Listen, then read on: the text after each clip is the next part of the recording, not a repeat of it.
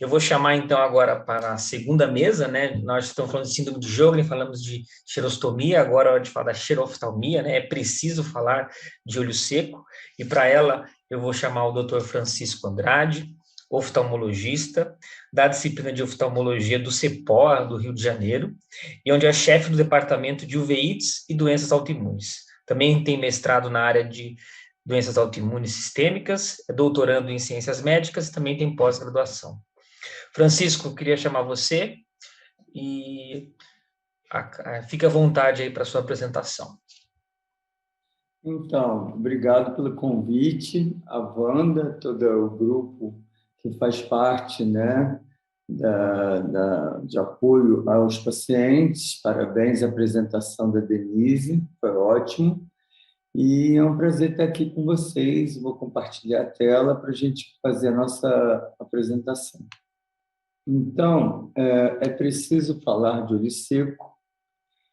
Então, é necessário falar de olho seco, por quê? Porque o olho seco ele é muito frequente e o olho seco na síndrome de Sjögren, às vezes, pode anteceder a boca seca, pode ser mais severo que a boca seca, pode ter outras causas que não sejam só a síndrome de Sjögren, terem outras doenças associadas, ou, às vezes, a boca é mais seca e o olho está menos seco, ou, às vezes, o paciente não percebe que o olho está seco.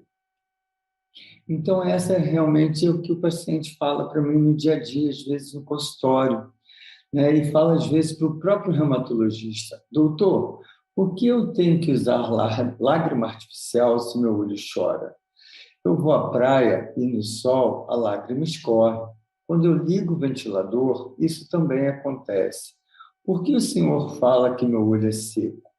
Ou vice-versa, às vezes todos esses fatores, né? Às vezes o paciente realmente já tem o olho ressecado e às vezes é o fator da praia, o ventilador, eles pioram mais ainda o ressecamento dos olhos. Então, isso por quê? Porque você tem que entender o que é olho seco. Atualmente, o olho seco ele é classificado e caracterizado quando ocorre uma diminuição da capacidade de produzir ou manter a qualidade da lágrima, pois vocês têm que entender que a lágrima ela não é só aquela fração que é produzida pela glândula lacrimal principal, que produz a parte aquosa da lágrima, né? Então, a camada aquosa da lágrima ela é composta pela 60% da lágrima, mas muitas das vezes ela falta a lágrima ou os componentes dela, que é a proteína, e a parte externa, que é a gordura, elas estão em desequilíbrio, porque às vezes a parte da gordura que é produzida aqui na pálpebra, que no caso da blefarite, ela está em uma má qualidade, então, ao invés dela manter a lágrima aderida ao olho, ela faz com que a lágrima escorra e não fique presa ao olho. E, às vezes, o paciente falta realmente ao componente aquoso, que é a água da lágrima, e tem a sensação de ressecamento. E a outro, o paciente tem a falta do componente de proteína da lágrima e dá a sensação de corpo estranho nos olhos, sensação de cisco, a sensação de que existe o olho. Então, realmente, é importante entender que a lágrima ela é composta de 3 camadas. E essas 3 camadas elas compõem o filme lacrimal ou lágrima, que não é só o componente aquoso. Então, ela tem a importância de o quê? Ela lubrifica a superfície dos olhos, ela lubrifica tanto a parte que é a córnea, quanto a parte branca do olho, que é a conjuntiva. Então, o nosso ato de piscar torna-se natural e o paciente não sente a presença e a existência do olho. Essa lubrificação adequada também ela fornece os nutrientes e oxigênio para o olho, principalmente a córnea. A córnea é parte do nosso olho que ela é avascular. Então, por ser avascular, ela precisa de oxigênio, de glicose, de substâncias que possuem anticorpos para matar as bactérias, matar os vírus ou matar qualquer outro agente que possa causar alguma infecção nos olhos. E, com isso, a gente evita alguma complicação ocular. Para os pacientes que têm olhos secos, para o oftalmologista, a gente entender o que o paciente fala para nós, é importante. Então, na coleta dos dados do paciente, né, conversando, né, durante a consulta, queixando-se de ardência e coceira, geralmente ele vai estar associado a um olho vermelho. Ou muitas das vezes, essa coceira ela pode ser do olho seco, ou às vezes a coceira pode ser de uma blefarite, pode ser de uma conjuntivite alérgica. Então, ela não é só relacionada ao olho seco da síndrome de Sjögren, artrite reumatoide, do lúpus ou de qualquer ou de hipotiroidismo, uso de antidepressivo ou somatório de várias doenças que o paciente possa vir a ter, em que leva essa sintomatologia. A sensação de ressecamento, o paciente, a gente observa na consulta que tem um pisca-pisca, eles piscam demais durante a consulta e só observar a mirada do paciente, para nós, a gente observa que o paciente tem alguma alteração da qualidade lacrimal. E também esse pisca-pisca pode estar relacionado pelo ressecamento tão intenso que gera uma alteração da qualidade da lágrima e gera um muco, uma secreção espessa. Essa secreção ela gruda nos olhos, o paciente pisca na tentativa de retirar a secreção dos olhos. E isso daí é um fato que observar o paciente é importante, porque ao sentar no consultório e observar e olhar o paciente, esses sintomas estão relacionados a sinais. A questão da vista embaçada. A visão embaçada pode ser tanto por causa de um óculos fraco, quanto por causa de uma ceratite seca. A córnea fica seca, então ela perde a transparência, consequentemente o paciente vem embaçado. Esse DILS é o atual. Foi agora documentado em 2017 e por oftalmologistas que avaliaram a superfície ocular e as doenças que tem na superfície externa do olho que estão relacionadas com a lubrificação. E isso daí, inicialmente, começou em 2008, 2007, um pensamento de fazer uma abordagem mais científica de separar e agrupar melhor o olho seco, que antigamente era agrupado em olho seco Sjögren e olho seco não Sjögren. E depois de um tempo, como agora em 2008 começou esse grupo, a formar pensamentos de distúrbio da superfície do olho relacionadas a alterações da lágrima ou alterações do que estava causando a alteração lacrimal. Então, falando para vocês, que fica na cabeça de vocês a questão de olho Zika. Zika por quê? Em 2003 até 2009, era um grupo que estudava síndrome de Sjögren. Eu participei até em 2008 com o Dr. Roger Levy, a gente foi num congresso que existia só sobre síndrome de Sjögren. Então, ele é em inglês, né? Deixei em inglês porque é original. Esse grupo Zika, ele estudava o olho seco característico da síndrome de Sjögren. Então, era um grupo só. Atualmente, o EULAR, que é um grupo europeu que estuda e agrupa todas as doenças num grupo de uma força-tarefa, um grupo que faz força-tarefa para artrite reumatoide, força-tarefa para lúpus, força-tarefa para SAF, e, nesse caso, tem a força-tarefa para síndrome de Sjögren.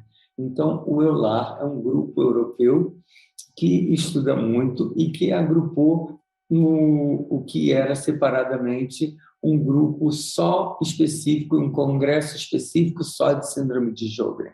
E aqui ele englobou a união da ideia e dos conceitos que estão dentro do DILS, que eu acabei de falar, que são os conceitos da superfície ocular corada, pelos corantes que eu vou mostrar para vocês, e o ASDI, ele classifica a nível sintomático.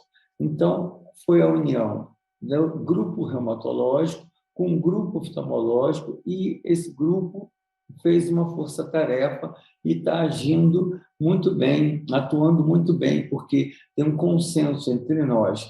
E isso também tem um consenso junto com outras especialidades, né? Que, no caso, a odontologia é uma outra especialidade que trabalha nessa força-tarefa e que faz com que ajude muito. Tem a dermatologia, tem as alterações da vagina, da falta de lubrificação vaginal, então participa de ginecologistas. Então, é uma abordagem muito mais completa sobre a síndrome de Sjögren. Então, realmente, foi um avanço. Mas, para vocês verem quanto tempo a gente levou, né, para poder chegar aqui, o Task Force ocorreu em 2020, né, essa força-tarefa do EULAR para a síndrome de Sjögren. Então, os conceitos eles vêm mudando gradativamente e, graças a Deus, né, nós temos essa união agora da interespecialidade para que a gente consiga desenvolver cada vez mais consensos e critérios de investigação, diagnóstico mais preciso e fazer o tratamento mais adequado. Então, o que eu vou falar para vocês aqui é a parte prática da vida do dia a dia do oftalmologista. O diagnóstico de olho seco ele é feito em testes para olho seco no consultório. Eles englobam tanto os questionários de OSDI, esses questionários são perguntas e respostas que vocês respondem a gente, nós marcamos um X e fazemos um somatório para avaliar o resultado de gravidade, que é de leve, moderado, severo ou muito severo. A mesma coisa acontece com os exames objetivos, que é o OSS, que é o teste de Schirmer, o BUT, a fluoresceína, que é um corante, o verdilissamina é outro corante. Então, agora a gente vai passar a dissecar e entender melhor, durante a consulta de um oftalmologista, como é a investigação mais adequada para se chegar ao tipo de olho seco que vocês têm. E, através de cada tipo de olho seco, vai ter um formato de tratamento. Então, aqui é o OSDI. Esse é o questionário que você vai responder. Então, na semana passada, você já sentiu algum desse sintoma? Claridade que incomoda os olhos. Você pode responder se é todo dia, né? Me responde 4. Sensação de areia nos olhos. Tem paciente que tem mais, que tem menos. Então, a severidade da queixa clínica, às vezes, também não bate com o sintoma do paciente, que vai ser visto nos exames de coloração e medida da quantidade da lágrima. Então, é como da boca. Às vezes, o paciente não se queixa ou queixa-se muito da boca e no exame da biópsia da glândula salivar, ele não está tão severo quanto. Então, o questionário de sintomas é importante entender, porque, às vezes, ele pode ter alguma outra doença associada que está levando à severidade. No caso, ele pode ter uma severidade alta nas queixas e nos exames objetivos, que é o Schirmer, as colorações pela fluoresceína, o verdilissamina, não é tão severo, mas parece que pode ter o quê? Uma blefarite associada, que a blefarite é uma oleosidade na região dos cílios, que produz a camada gordurosa da lágrima. Então, a blefarite associada com a síndrome de Sjögren, ou com artrite reumatoide, ou com lúpus, ou com outra doença que leva ao olho seco, ela pode piorar a sintomatologia, as queixas do paciente. Então, a gente chamaria de olho seco misto.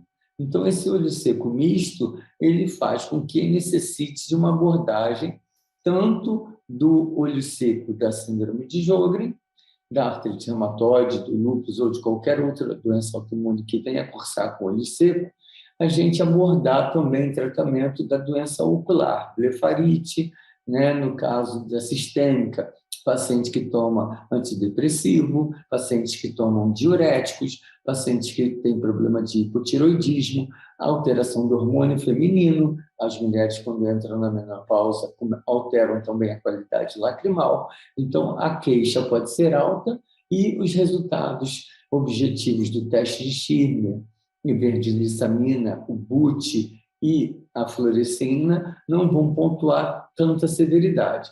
Então, eu dou um laudo, como vocês vão ver na frente, que é um olho seco misto e que requer tratamento da outra especialidade em conjunto com o oftalmologista e o reumatologista. Então, o Schirmer, ele era um cientista que, primeiramente, fez a medida da lágrima. Em 5 minutos, coloca uma fitinha de papel. Essa fitinha de papel é colocada no olho do paciente e 15 milímetros acima de lágrima é uma lágrima normal, quantidade de lágrima normal. De 15 a 10 é um olho seco leve, de 10 a 5 é um olho seco moderado, abaixo de 5 é um olho seco severo. E de 1, 0 é muito severo. A coloração pela fluorescina é um corante que pingamos e, através da luz de cobalto, né, no microscópio, vamos observar as alterações na córnea. Então, ela colore a córnea especificamente. Aqui é chamada ceratite punctata, não ceratite punctata severa. Aqui a gente já vê uma erosão associada com ceratite punctata. Então, a desepitelização central ela leva a uma severidade maior. Por quê? Porque tem um risco de infecção, uma úlcera de córnea, uma perfuração, às vezes até do globo ocular, por causa dessa lesão. Então, tem que ser um tratamento muito mais agressivo, mesmo sendo essa ceratite punctata também aqui num estadiamento bastante avançado. Mas muitos pacientes têm apresentações mais leves, que eu tinha slides anteriores, mas eu preferi colocar esses mais severos para vocês entenderem que a visão turva aqui, para demonstrar para vocês que a visão turva que acontece é dessa ceratite punctata. Então, se a córnea não tem transparência, como é que a luz vai entrar no fundo do olho para o paciente enxergar adequadamente? Então, é muito importante a gente tratar da ceratite punctata para evitar essa lesão, para evitar uma infecção, para evitar complicações. O afinamento da córnea também acontece em alguns casos mais severos. Então, é importantíssimo saber o que está acontecendo. É o que eu vou colocar depois para vocês sobre orientações e dicas. A ceratite punctata também dá muita fotofobia, a ceratite punctata também dá sensação de corpo estranho. Então, o exame oftalmológico ele necessita de aparelhos e corantes no qual a gente vai conseguir diferenciar uma lesão ou outra. Aqui eu coloquei esse ilustrativo, porque tem pacientes que têm mais idade, e eu também, na época, quando eu fazia residência, a rosa bengala era o corante utilizado. Atualmente, é o verde de lissamina. Por que mudou? Não porque o rosa bengala arde muito, realmente, demais da conta. Até anestesiados, os pacientes reclamam. Mas o rosa bengala, ele cora tudo, ele cora as células que produzem lágrima, eles coram o muco, eles coram a córnea, eles coram células tumorais, eles coram vários tipos de células, inclusive até as células que produzem a fração gordurosa da lágrima, que é aqui, ó. A gente observa as glândulas que produzem a gordura da lágrima estão junto aos cílios, que são as glândulas de Meibom. Então, ele não é muito específico, ele é muito sensível, mas ele não é específico. Enquanto o verde de lissamina, ele é muito específico e sensível. Por quê? Ele vai corar a parte branca do olho do paciente. Os pacientes dizem que viram com olho de Hulk, né? Fica de olho verde. Fiquei de olho verde, mas esse olho verde é um sinal, para mim, oftalmologista, que eu vou pontuar a coloração, parte nasal e a parte temporal. Por quê? Aqui na conjuntiva, ela tem células que produzem tanto o componente de água e o componente de gordura da lágrima. Então, essa pontuação ela é importantíssima para colocar no somatório que vai dar o score, que é a pontuação total, para o reumatologista saber e para o oftalmologista também, a severidade do paciente também, consequentemente, da sua severidade. Tomar conhecimento. E depois que a gente inicia o tratamento, tanto o reumatologista quanto o oftalmologista, ou clínico geral, às vezes, a gente acompanha com esses testes para que a gente saiba como era antes, se o paciente está respondendo ao tratamento.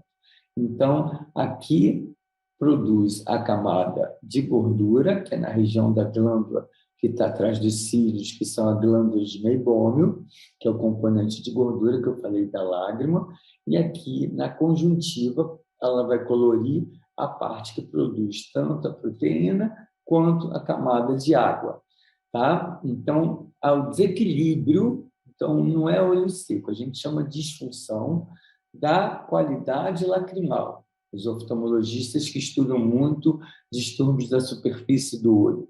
Então, a gente sabe que existe um desequilíbrio tanto do componente que produz água e proteína, ou às vezes um desequilíbrio na produção da gordura, ou um somatório. Você não tem a produção de água adequada, por causa da destruição dos anticorpos que vão invadir a conjuntiva, né, que é a parte branca do olho, e destruir as células que produzem água, gordura e proteína, ou você também tem uma blefarite associada, então é chamado olho seco misto.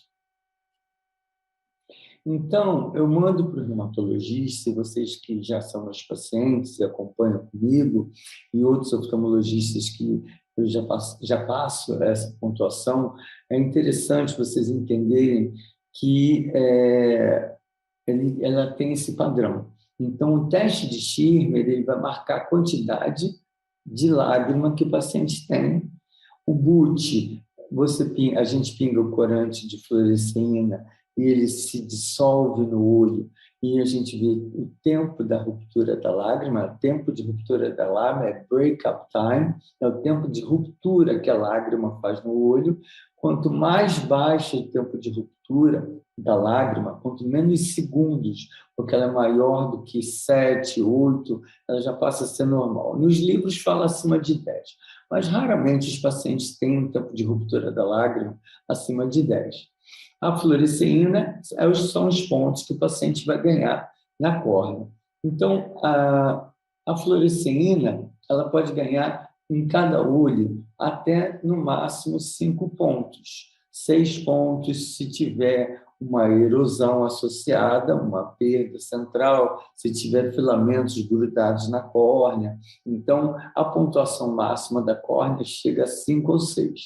O verde lissamina a gente vai pontuar de 0 até 3, de acordo com a quantidade de pontinhos que nós vamos ver na conjuntiva do paciente.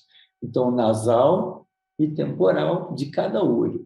Então, o somatório da fluoresceína nasal, não, a fluoresceína do olho direito, que cora a córnea, e o verde lissamina, que cora a parte branca, que é a conjuntiva, essa pontuação para o reumatologista vai cair aqui. Então, que é o score total. Maior ou igual a 5 pontos é ceratoconjuntivite sica, de Sjögren, né? Mas só que isso daqui é um padrão criado para que a gente faça o diagnóstico que ela é característico de síndrome de Sjögren. Mas, muitas das vezes, o paciente tem um Schirmer muito alto, né? Ele mede 20 milímetros e ele consegue uma pontuação de 5. Então, faz a coloração toda pela fluoresceína na córnea com ceratite, cora a conjuntivite da síndrome de Sjögren, ele ganha pontuação de 5, mas só que o Schirmer dele é aquilo que eu falei no início. Como é que no olho escorre? Porque ele tem uma lágrima associada à falta da quantidade de parte aquosa ou de proteína, mas ele tem blefarite associada. Então, a blefarite associada, que é o componente oleoso, vai aumentar o teste de Schirmer dele e o paciente vai ter uma quantidade maior de lágrima. Então, não é obrigatório, não é mandatório um paciente que tenha teste de Schirmer, às vezes até 15, mas só que a pontuação dele é severa. Isso é raro acontecer, mas acontece, porque geralmente ele tem um olho seco misto. Então, o tratamento do olho seco ele vai estar baseado de acordo com o resultado dos testes para olho seco. Aquele que eu falei para você, os questionários e o ASS, são o teste de Schirmer, break-up time, fluoresceína e verde lissamina, que são os corantes. Em leve, moderado, severo e muito severo. Isso daí nos serve para que a gente saiba como tratar o paciente, qual é a modalidade de tratamento e qual é a abordagem, para tanto o reumatologista entender que, às vezes, e o odontólogo o estomatologista, e eles saibam que, às vezes, a boca está mais seca e o olho não está tão seco. Ou, às vezes, a boca está seca, boca seca e o olho está muito seco. Então, às vezes, eu faço tratamento mais específico para o olho e o reumatologista vai entender realmente como lidar sistemicamente com o paciente. Então, por que tratar? Porque tratar é para vocês diminuírem os danos aos olhos, né? E cada vez mais o paciente que deixa o tempo passar também, ele aumenta os riscos de complicações. Então, muitas das vezes, a doença ela flutua, tem momentos de melhora, momentos de piora, fatores ambientais pioram. Então, o paciente, às vezes, lembra mais que tem que usar medicação, que são os colírios, usar óculos de proteção, ficar menos no vento, ficar em casa, né, no ar-condicionado, resseca os olhos, colocam tem pacientes que usam um vaporizador para manter o ambiente mais agradável, porque o calor é intenso, e as pessoas da família que convivem precisam também do ar-condicionado. Mas, às vezes, está no carro, resseca o olho, então não direcionar o ar-condicionado do carro ou diminuir o ar-condicionado do carro, a potência, para que não resseque seus olhos. Aumente ou intensifique a lubrificação, lubrificantes em forma de gel, nesses momentos se faz necessário. E diminuir o risco de infecções. Essas infecções é aquilo que eu falei, pode dar úlcera de córnea, conjuntivite de repetição, blefarite infecciosa, entupimento do canal lacrimal, gerando infecções do canal lacrimal, e vão piorar mais ainda o paciente que tem uma falta de lágrima e tem infecção associada. Então, vai ficar necessitando de usar antibióticos, às vezes colírio associado com corticóide. Essa corticodependência, né, pode causar complicações e danos à visão, que a gente pode ver no paciente que tem dano à visão, principalmente no caso da ceratite. A ceratite leva uma ulceração, essa ulceração pode ser até tratada, uma ulceração infecciosa. Pode ser tratada, mas pode deixar uma mancha no centro da córnea e o paciente ficar com baixa visual.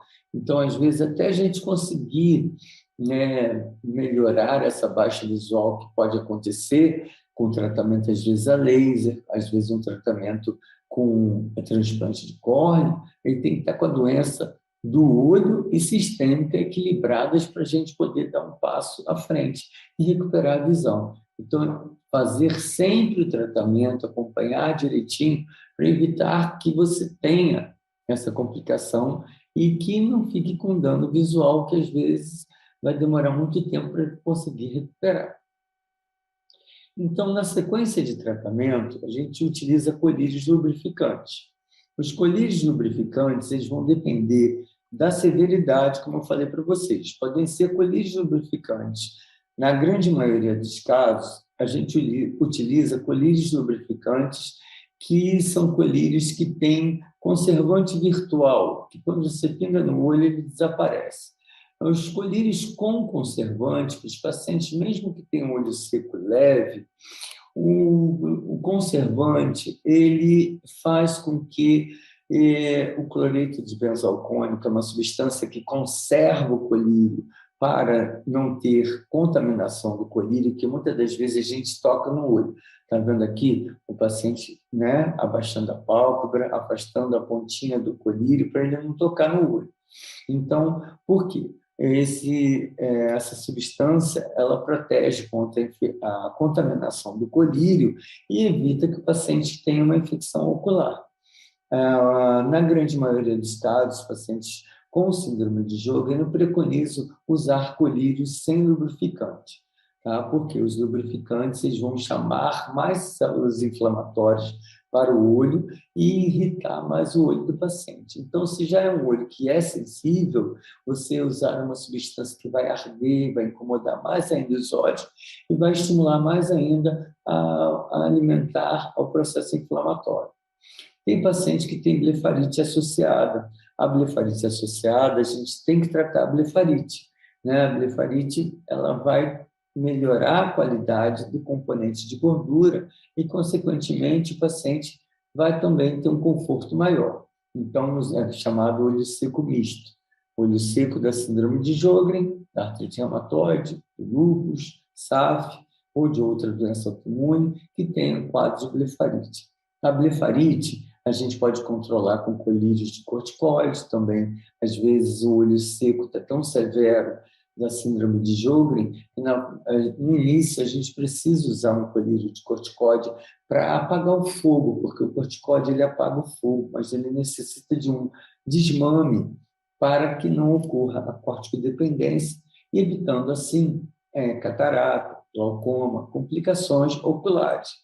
E nos olhos secos, eu utilizo muito um olho seco de síndrome de Sjögren, quando diagnosticado, o tratamento, já que não está com tratamento sistêmico, que a hidroxicloroquina, ela trata os sintomas do paciente de fadiga, sintomas articulares.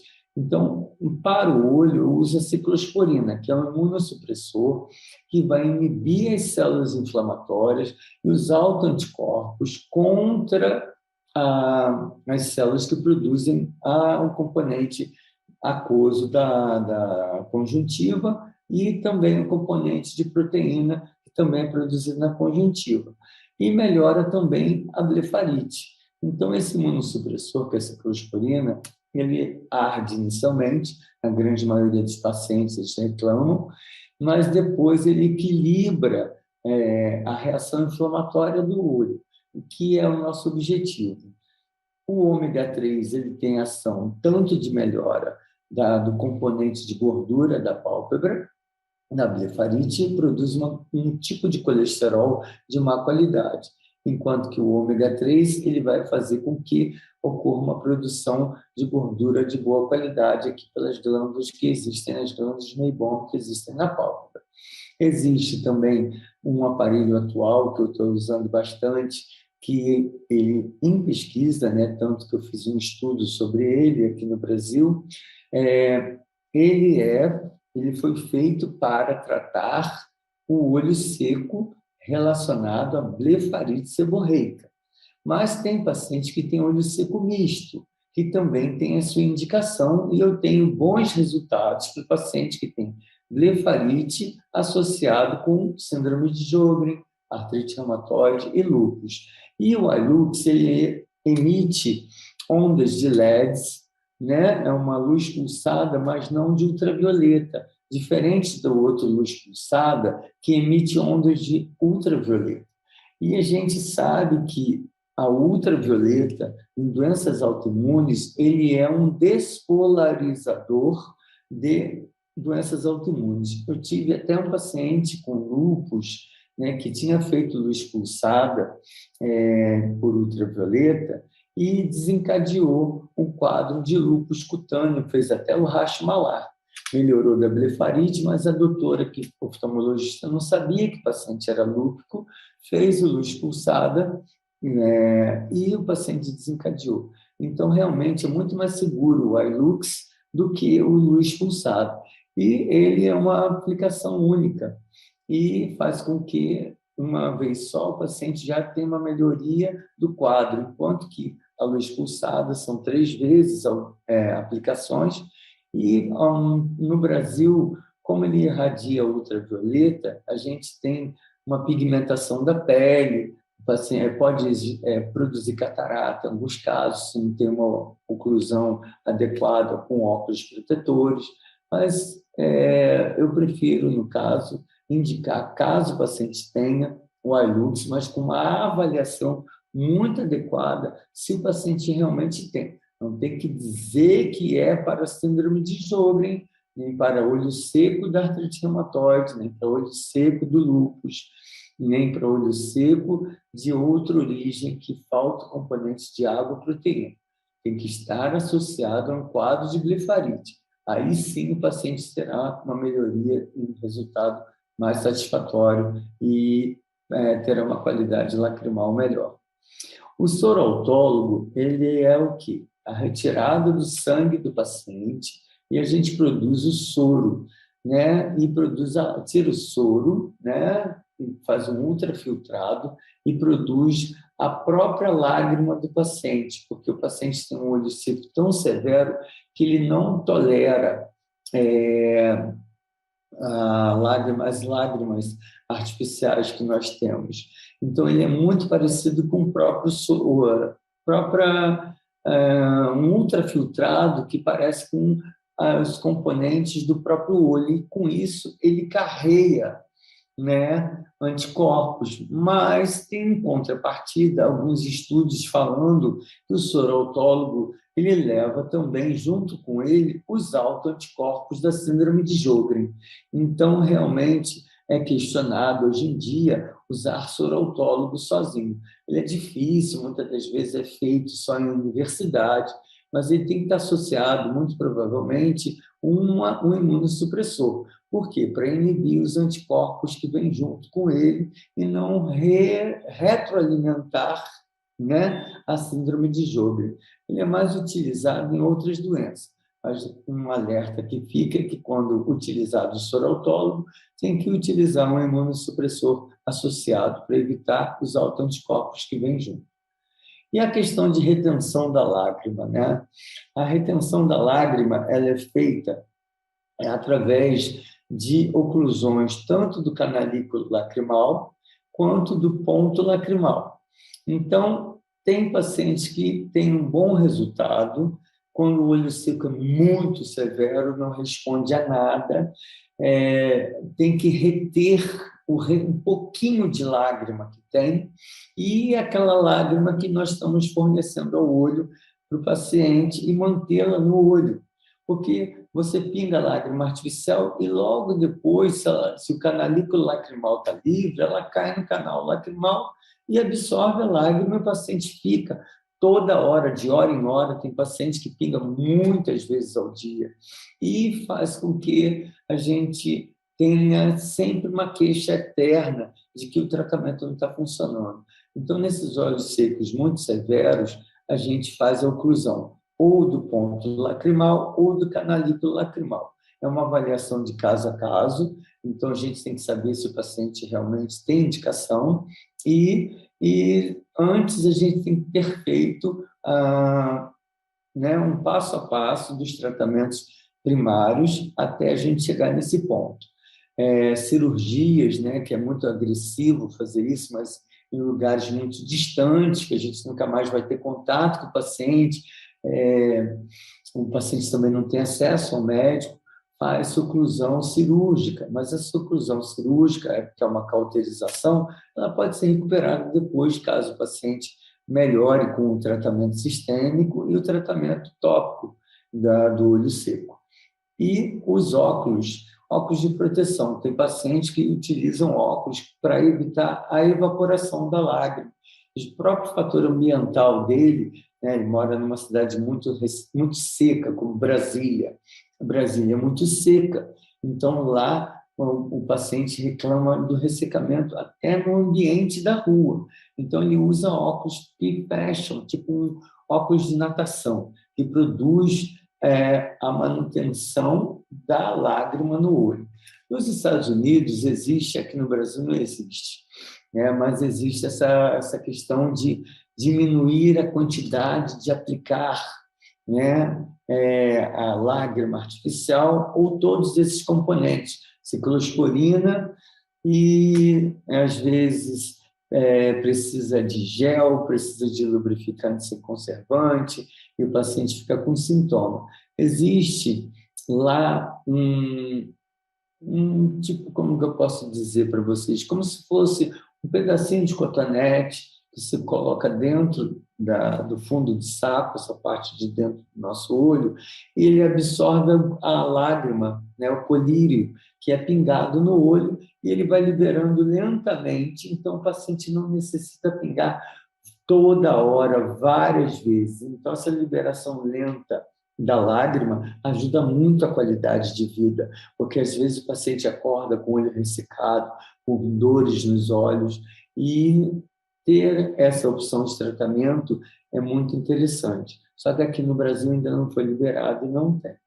A outra questão para falar é sobre a pilocarpina. A pilocarpina para os olhos e para a boca, ela funciona No caso da oftalmologia, diferente da estomatologia, como o olho é menor, a pilocarpina oral ela vai estimular a produção tanto da saliva quanto da lágrima.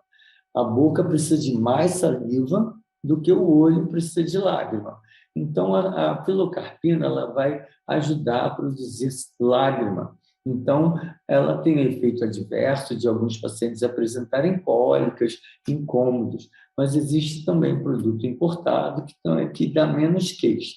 Mas isso daí é de caso a caso o paciente possa se sinta bem, se tenha resposta. Então, a avaliação do paciente por completo, o acompanhamento, não é de primeiro contato, que a gente já vai saber, em fórmula de bolo, fazer um tratamento igual para todo mundo. Cada paciente, de acordo com a sua apresentação de severidade, vai ter uma modalidade de tratamento. Mas é importante saber que existem um leque de opções que a gente pode contar atualmente para poder ajudar vocês.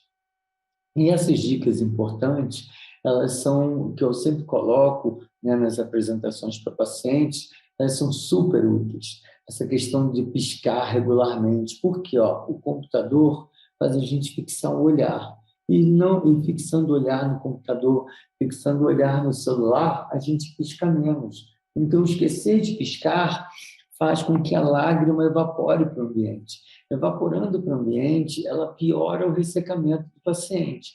Então, piscar regularmente, ele é ótimo para que a gente, pelo menos, fechar um pouquinho, porque pingou o colírio, fecha os olhos, espera um pouco a lágrima agir sobre o olho, ou a ciclosporina, espera agir no olho, e isso vai manter o olho bem hidratado, pelo menos por um tempo maior.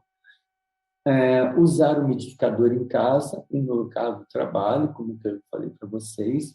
Procure se hidratar, ingerindo água com maior frequência. Lógico que eu observo muito a queixa dos pacientes que acordam de madrugada para ir ao banheiro, porque a sede, que é a falsa sede pela boca seca, o paciente bebe muita água. Então, fazer a utilização da saliva artificial para sentir menos sede faz com que vocês não acordem com o olho ressecado de madrugada, com dor empontada no olho. Eu indico sempre usar um lubrificante em gel para vocês utilizarem antes de dormir, porque ao acordar para ir ao banheiro, necessidade que vai acontecer naturalmente, o paciente que tem um olho seco severo ou uma boca seca severa, você pode sentir esse desconforto. Então, essa hidratação ela tem que ser pensada se realmente é necessidade de água ou é por causa da sensação da boca que está seca. Por isso que a doutora Denise falou uma coisa certa e é correta. Vocês têm que, como a boca está sempre úmida, o dia inteiro tem produção de saliva. Então, lembrar que utilizar a saliva artificial para que não dê essa sensação de que eu estou desidratado, estou com sede.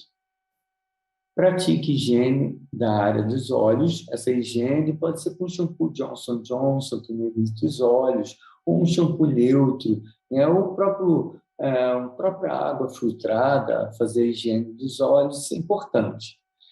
Utilize produtos específicos, de preferência de pH compatível com a pele, aquilo que eu falei para vocês. Por quê? O shampoo Johnson & Johnson, shampoos neutros para fazer higienização no caso da blefarite, ou secreção, às vezes o paciente fala que tem uma remelinha no canto dos olhos, então isso daí incomoda o paciente. O muco, que fica viscoso e o paciente não consegue às vezes abrir os olhos ou piscar, essa secreção vai incomodar os olhos, então o pH neutro é ótimo, porque vai evitar a ardência. Tanto que até a propaganda do shampoo para bebê é que não arde os olhos, então aquilo ali eles utilizaram isso como marketing fortíssimo, e que até hoje em dia funciona. Mas lembrando que não é só Johnson & Johnson, que existem outros também produtos específicos para higiene ocular, e que também, mais importante lembrar, que tem que ser de pH neutro. Cuidado com o uso excessivo de tecnologia, que eu falo. Tecnologia que eu falo é a tecnologia da informação, que atualmente é o computador e é o celular. Então, não quer dizer que não vai usar, mas tem que ter um tempo de uso, um descanso, um repouso, lubrifique os olhos, pisque mais. Então, faça pequenas pausas nos seus celulares, nos seus tablets, nos seus computadores. Não usar lente de contato além do período recomendado. Por quê? A lente de contato ela vai puxar a lágrima, o componente aquoso da lágrima, vai ressecar mais os seus olhos e ela pode grudar realmente nos olhos. Existem lentes de contato específicas que têm menos necessidade de manter-se gelatinosa, que contém componente de silicone. Então, são as lentes de silicone e hidrogel. E elas necessitam só de 38% do componente aquoso da lágrima. Mas, mesmo assim, não é bom dormir de lente de contato. E não é bom também passar o tempo do período da lente de contato que está escrito que é para usar determinado tempo, é aquele ali, pronto, jogou fora. Mesmo que a visão esteja útil, você quer usar lente de contato, está com a visão útil, mas a lente já passou do tempo, descarte. Por quê? Os poros da lente começam a ser entupidos pela secreção natural que é produzida na lágrima. Então, é uma secreção espessa, rica em cálcio. Esse cálcio entope os poros da lente, ela não vai ficar oxigenada a córnea e também não vai passar os nutrientes e, consequentemente, vai grudar na sua córnea e vai piorar a sua quadro de ceratite. Ok? Francisco, peço se você puder concluir, que a gente está um pouquinho atrasado, eu agradeço muito. A mensagem para casa é essa: entender e saber se o paciente tem olho seco, o tratamento é baseado na severidade, não deixar de acompanhar e manter o tratamento, o acompanhamento e o diagnóstico é feito entre as especialidades, tá? Entre oftalmologista, reumatologista e, às vezes, também clínico geral e o odontólogo ou estomatologista. Ok? Obrigado, gente. Qualquer coisa, estou aqui para perguntas e respostas.